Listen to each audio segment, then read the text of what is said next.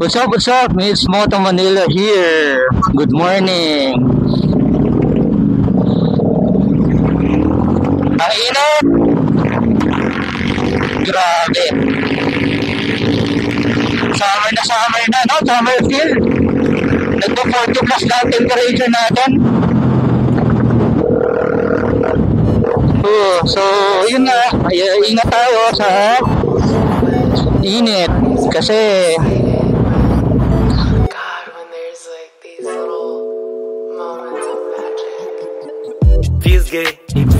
mayroon na ma-dehydrate, mayroon na ma-heat stroke. So, always hydrate. I'm not sure if you can hear me. So, we are still testing our Insta360 setup. So, sana hindi cracking yung noise niya.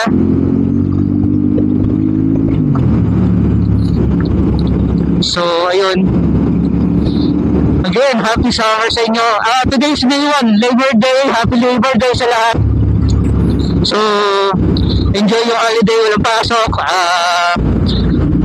Maganda na rin, nasa gitna ng weekend holiday. Mas maganda sana kung nakadikit sa weekend. Pero okay na rin para hindi masyadong stress kasi dalawang araw lang pasok, beginning and of the week and end of the week. So yun, happy Labor Day sa inyo. So ayun, saan tayo pupunta? Punta tayo ng Pasig. Ay, init, no? Grabe. Ang hot today, parang ako lang. Wank. So enjoy natin yung summer. Minsan lang to, malapit na, babilas lang tong summer na to. Magtatagulan na ulit niyan. So tapos na naman ang riding season sa karamihan. Kaya enjoy natin yung init. Para dyan ng pagmamotor, just keep hydrated para wag tayo ma-heat stroke. Pag hindi na kaya, tumabi. Uminom, sumilong. Kasi mahirap na. Na-heat stroke na ako before. Ang hirap. Kala mo baguhin ka na ng buhay pagka tumama sa'yo. Kaya ayun,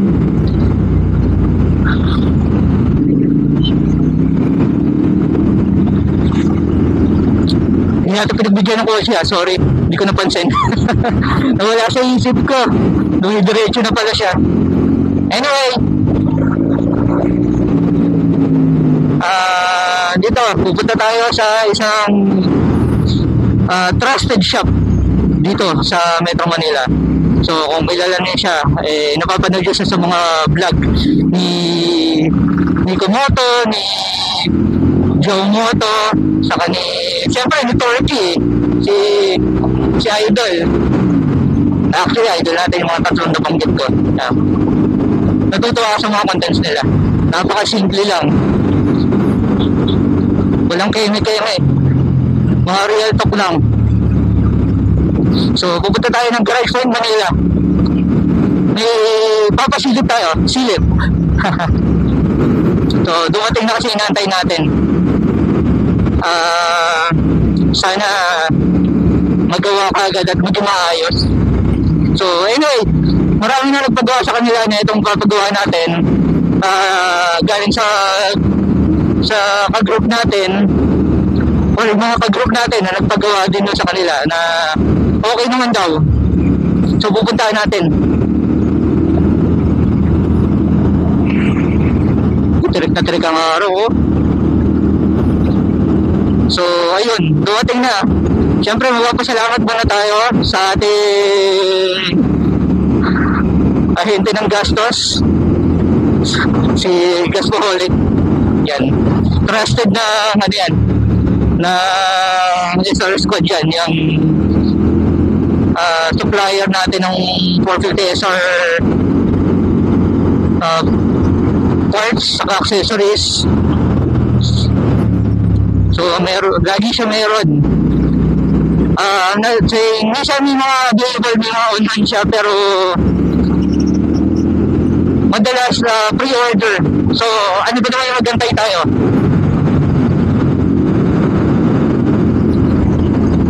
Ako, I don't mind yung mga pre-orders kasi basta dumating, basta meron.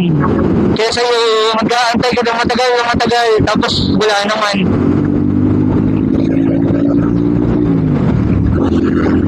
Kaya, ayun, the solid 450 SR accessories saka parts, and mga CF Moto, ano na rin siguro, ibang CF Moto, meron na rin sila mga 450NK, yung bago ngayon, yung 400MT or 450MT na motor accessories. Ayan, orderin nyo lang, go to isa na lang, page.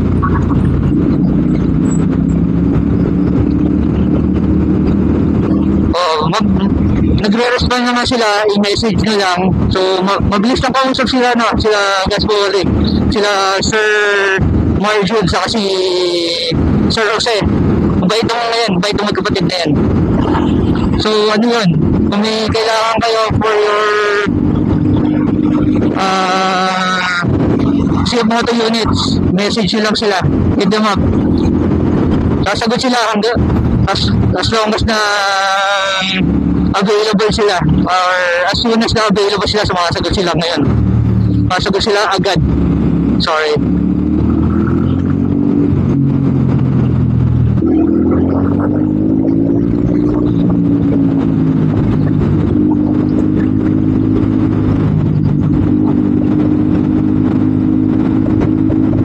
So, ayun, andito tayo sa may Batasan na. Balikan ko na lang kayo pagka malapit na tayo siguro sa garage point kasi medyo mababa rin itong biyahe natin. Almost 40 minutes din. Sayang yung battery natin. Saka mainit. Mabuboard lang kayo dito sa biyahe natin. So, I'll see you later.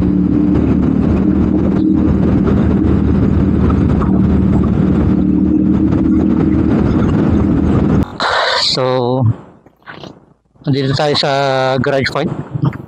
Sarado pa sila. Init, grabe. Init ang biyahe natin. So mamaya ikutan natin pagpasok natin sa loob. So maluwag naman pala dito itong kalsada na to. Okay naman, dire-diretso na pagdating natin ng likod natin ng si Raimundo ba yun? Hindi ko alam kung tama ba yung kalsada na yun. Yung Ortigas Avenue. Tapos si Raimundo, okay naman, dire-diretso naman. Mabilis naman. Although marami sasakyan pero dire-diretso, wala namang aberya, wala namang mabigat na traffic. So ayun, garage point nandito sa Mercedes Avenue. Katabi niya ang hindi ko lang kung anong establishment to.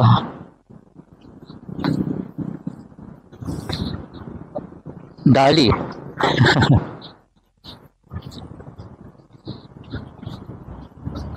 So ayun, mamaya balikan ko kayo pagka nasa loob na tayo. May unang customer, may early bird pa sa atin.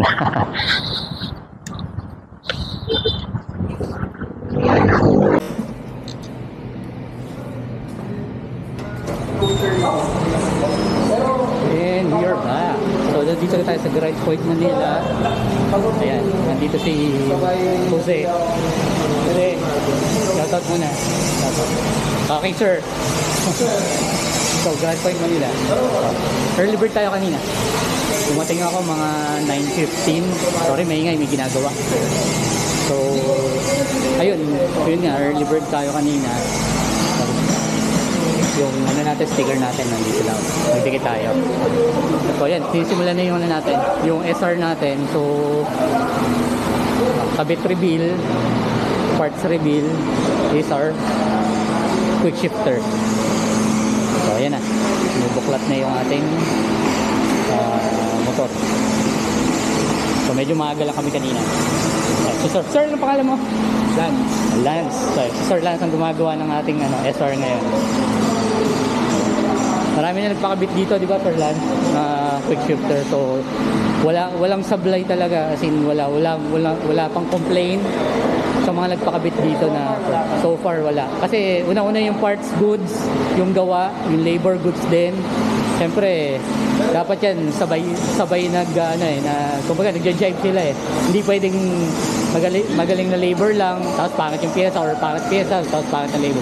Dapat parehas maganda. So ayun. Mamaya balikan natin pagka ite-testing na kasi backless mode pa lang si Sir Lance. Mamaya. So ito, dumating na si Mang Jose o si Gaspoholic. So ayun, ite-testing muna daw.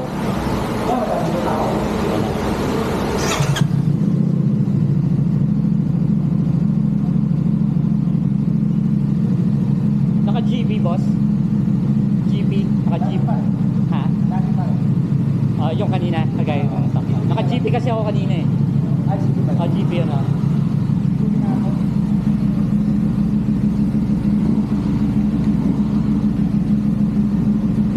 So ayan, testingin muna ni Sir Lance.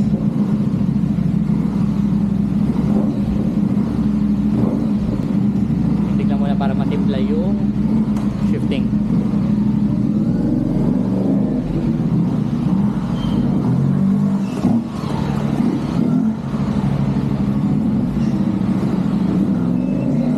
So ayun, nandito pala tayo sa Garage Point Manila. As you can see, ayan. Dito pa rin tayo. Binubula yung motor ko. Tapos na nakabit na yung quick shifter.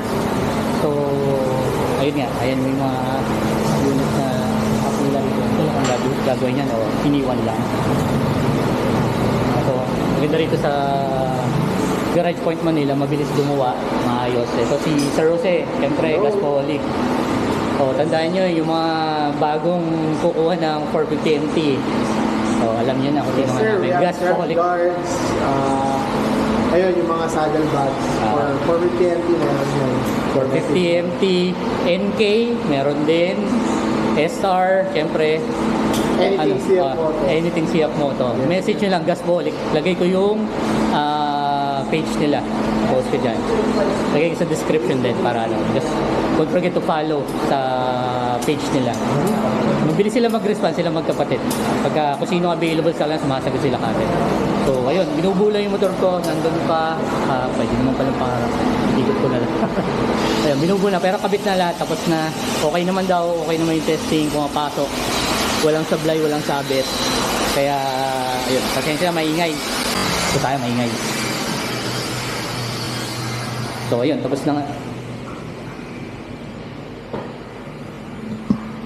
Sarado pa yung bar nila. Kaya hindi tayo naka-order ng kape. So ayun, balikan ko kayo mamaya pagka magte-test ride na tayo. And tignan natin kung makakuha tayo ng video na yung clutchless na shifting natin, kung makukuha sa video. Pero anyway, tapos na, maayos naman na. So later na lang. Ginagawa kami ng maayos. Yun o, dali ng pasok o.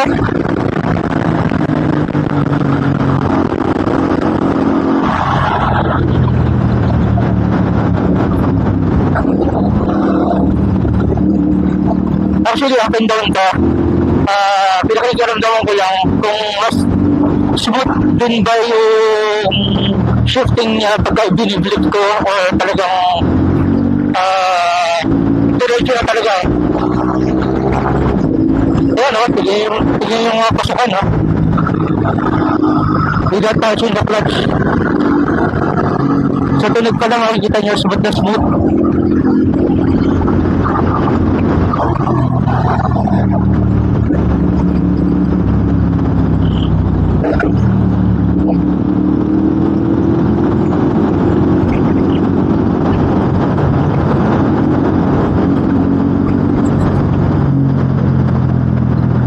So, ayun, medyo happy tayo.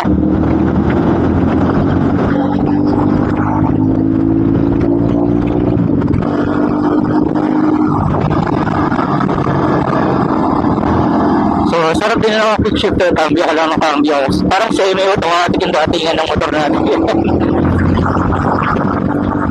So, salamat again kay Gospel and kay Ride Phone Manila.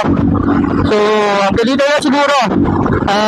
Mag-post na lang ako ng mga video about yun dito sa quick shifter pag medyo mas maganda na yung biyahe natin, mas maluwag-luwag para makita natin din kung paano kambyuhan.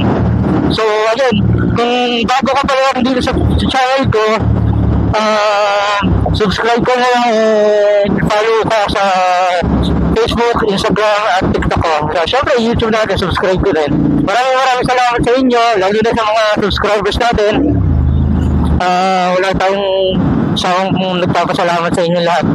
Pasensya na, hindi tayo makapag-upload ng sunod-sunod dahil busy rin. Ayun, sabi ko, summer, maraming rides, pero hindi rin ako makalabas gaano. So, ayun, hanggang dito na lang. Nakita nyo na, traffic. So, maraming salamat ulit sa panonood. And again, follow, subscribe yung mga platforms natin. Maraming salamat sa inyo. Miss Moto Manila here. Be safe and ride safe.